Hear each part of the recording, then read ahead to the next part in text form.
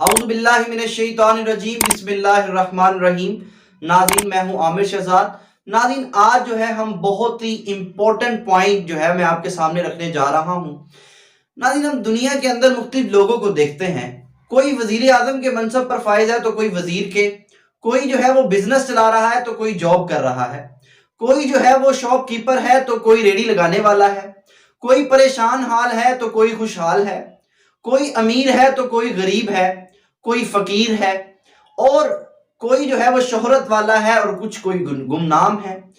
اور ہم لوگ تمام باتوں کو دیکھیں، تمام باتوں میں ہمیں یہ پتا چلتا ہے کہ تمام کی تمام باتوں پر اللہ تعالیٰ ہی قادر ہے۔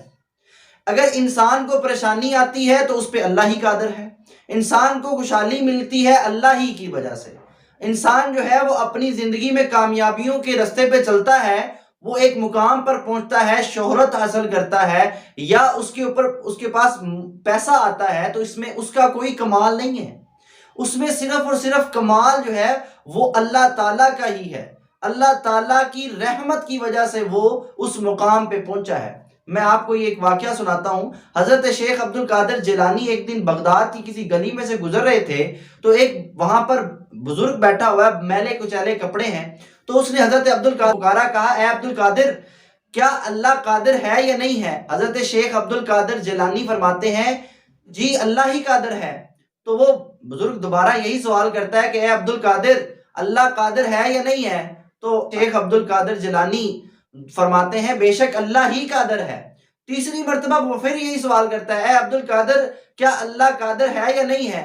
تو حضرت شیخ عبد القادر جیلانی فرماتے ہیں اور وہ رونے لگے اور سجدے میں گر گئے اور روتے ہوئے کہا کہ بے شک اللہ کی قسم اللہ ہی قادر ہے، اللہ ہی قادر ہے۔ تو اپنے شاگردوں کو حکم دیتے ہیں کہ جاؤ ان کو نہلاؤ اور کھانا کھلاؤ۔ شاگرد بڑے پریشان ہوئے، کہا کہ اے شیخ ہمیں ان سوالوں کی حقیقت تو بتائیں۔ تو کہنے لگے جب اس نے مجھ سے پہلا سوال کیا تھا، پہلی دفعہ پوچھا، تو اس کا مطلب یہ تھا کہ کیا اللہ تعالیٰ میری توبہ قبول کرنے پر قادر ہے یا نہیں ہے؟ تو میں نے کہا بالکل اللہ قادر ہے۔ اور جب دوسرا اس نے سوال کیا، دوسرے سوال کا مطلب یہ تھا کہ کیا اللہ تعالیٰ مجھے تمہارے مقام تک لانے میں قادر ہے یا نہیں ہے؟ تو میں نے کہا بے شک اللہ قادر ہے۔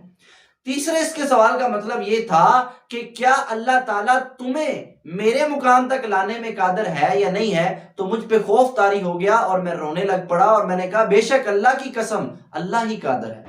تو ناظرین، اب دنیا کے اندر ہم لوگ اگر یہ سوچتے ہیں، ہماری یہ سوچ ہے کہ یار یہ ساری پریشانیاں ہم پہ ہی آتی ہیں، یہ مجھے جاب ابھی تک نہیں ملی، دوسروں کو مل گئی ہے، یقین جانیے اللہ تعالیٰ نے آپ کے لیے بہت اچھا پلان کیا ہوا ہے۔ ہمت نہیں ہاریے، مایوسی گناہ ہے۔ آپ کے لیے اچھا پلان ہے تو آپ کو پھر کرنا کیا ہے؟ آپ کو بس یہ کرنا ہے کہ اللہ تعالیٰ کے قادر ہونے پر یقین کو پختہ کرنا ہے اور ہمیں چپ کر کے محنت کرتے رہنا ہے۔ محنت کرتے رہیں اور اللہ پہ یقین رکھتے ہوئے ایک نہ ایک دن ہم اپنی منزل پہ پہنچ جائیں گے۔ جب ہم یہ دو کام کریں گے تو ہمارے رستے جو ہیں وہ آسان ہوں گے۔ تو اسی لیے انسان کو اگر کوئی شہرت ملتی ہے، اگر اللہ تعالیٰ نوازتا ہے، تو اس میں ہمیں تکبر نہیں کرنا چاہیے، اس میں ہمیں اپنا کمال نہیں سمجھنا چاہیے، اس میں ہمارا کوئی کمال نہیں ہے، تمام کی تمام کمال اللہ تعالیٰ کا ہے۔ اللہ تعالیٰ ہی کی رحمت کی وجہ سے ہم لوگ اس مقام پہ پہنچے ہیں۔ اور اسی لیے اگر ہمیں کوئی بھی چیز ملی نہیں ہے تو ہمیں گلے اور شکوے پہ نہیں رہنا چاہیے۔ یہ نہ ہو کہ ہم گلے اور شکوے شروع کر دیں، بس ہمیں محنت کرتے رہنا ہے ناظرین۔ اب جیسے کہ ایک بزرگ فرماتے تھے، انہوں نے پوچھا کہ ولایت کیا ہے؟ تو کسی نے جواب دیا ولایت یہ ہے کہ اگر تمہیں مل جائے تو شکر کرو، اگر نہ ملے تو صبر کرو۔ تو بزرگ فرماتے ہیں مسکرا کر کہ نہیں، یہ ولایت نہیں ہے، اگر تمہیں نہ ملے تو شکر کرو، اگر مل جائے تو دوسروں میں بانٹ دو، کیونکہ اس میں تمہارا کوئی کمال نہیں ہے، یہ اللہ تعالیٰ کی ذات کا کمال ہے۔